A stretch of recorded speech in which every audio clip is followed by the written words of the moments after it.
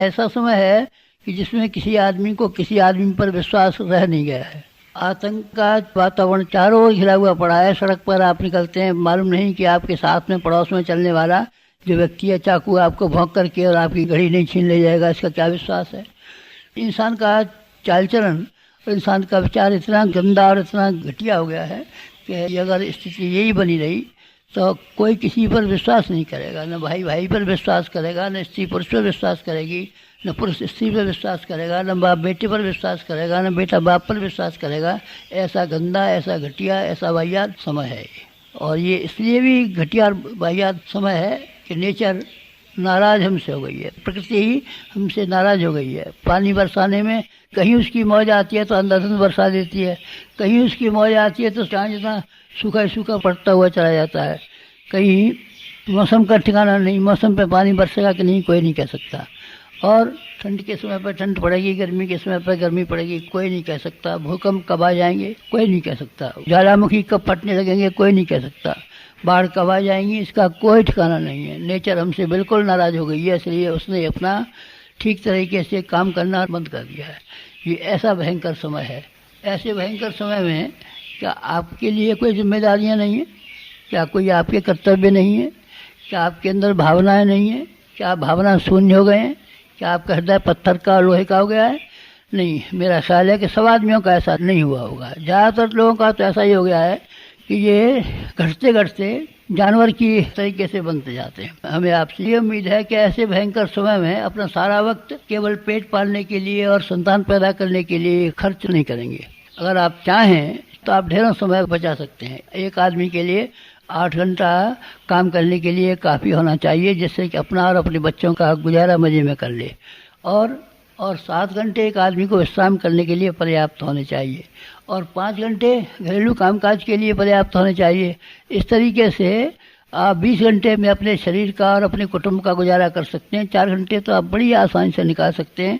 ये आपकी इच्छा के ऊपर है कि आप अपने उस समय को आलस्य में, प्रमाद में, आवारागर्दी में किसी तरह से खर्च कर डालें। ये आपकी मर्जी है, कौन रोकता है आपको। लेकिन अगर आप चाहें तो समाज के लिए, ये गिरी हुई परिस्थितियों का मुकाबला करने के लिए, समय को ऊंचा उठाने के लिए, इंसान का भाग्य और भविष्य शानदार बनाने के लिए आप कुछ कर सकते हैं। करना ही चाहिए आपको। इसमें तो नुकसान पड़ेगा हमारा नहीं, मैं आपको यकीन दिलाता हूँ कि नुकसान नहीं पड़ेगा। जिन्होंने लोक सेवा का काम किया है, अपना समय को लोक सेवा में लगाया है, वो चाहे गांधी जी रहे हों, जवाहरलाल नेहरू रहे हों, विनोबा भावे रहे हों, या कोई भी क्यों नहीं रहे हों, स्वामी विवेकानंद रहे हों, लेकिन जिन लोगों ने अपना समय को समाज के लिए खर्च किया है, वो किसी तरीके से नुकसान में नहीं रहे हैं।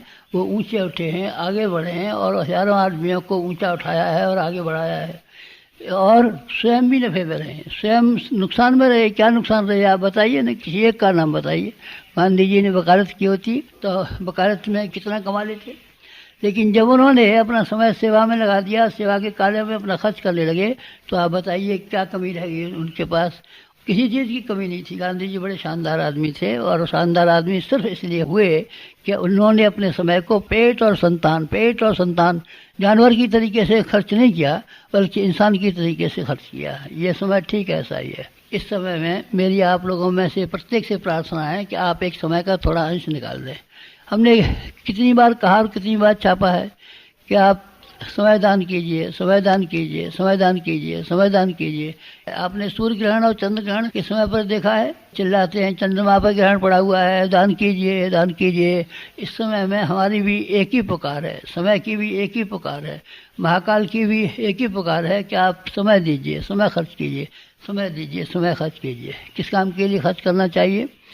आपको इस काम के लिए खर्च करना चाहिए कि लोगों के दिमाग और लोगों के विचारों को आप ठीक कर सकें। अगर विचारशीलता और दूरदर्शिता, विवेकशीलता लोगों के अंदर आई होती तो दुनिया खुशहाल रही होती। इंसान नहीं रहा होता, देवता हो गया होता, और ज़मीन का वातावरण स्वर्ग जैसा हो गया होता। पर विचारशीलता कहाँ है, समझदारी कहाँ है? हमको समझदारी आदमी के अंदर बढ़ानी चाहिए। अगर समझदारी बढ़ेगी तो आदमी के अंदर ईमानदारी बढ़ेगी, ईमानदारी बढ़ेगी तो आदमी के अंदर जिम्मेदारी बढ़ेगी, जिम्मेदारी बढ़ेगी तो आदमी के अंदर बहादुरी बढ़ेगी।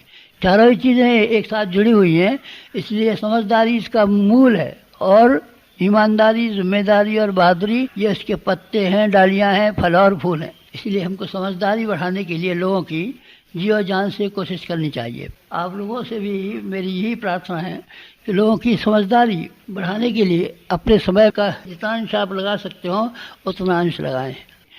ओम शांति।